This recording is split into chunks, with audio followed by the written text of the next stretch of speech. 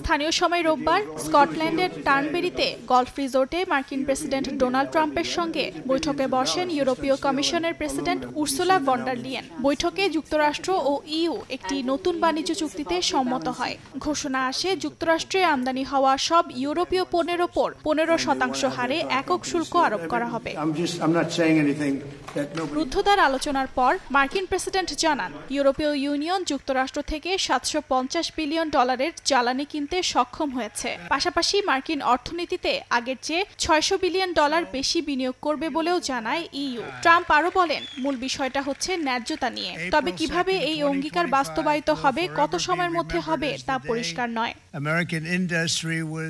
এদিকে আলোচনায় von der Leyen বলেন ট্রাম্প দৃঢ় মনোভাব ও চুক্তিবদ্ধ হওয়ার ক্ষমতার জন্য পরিচিত। তিনি স্বীকার করেন যুক্তরাষ্ট্রের সঙ্গে বাণিজ্য ঘাটতির ভারসাম্য রক্ষায় ইউরোপীয় ইউনিয়নকে পদক্ষেপ নিতে হবে।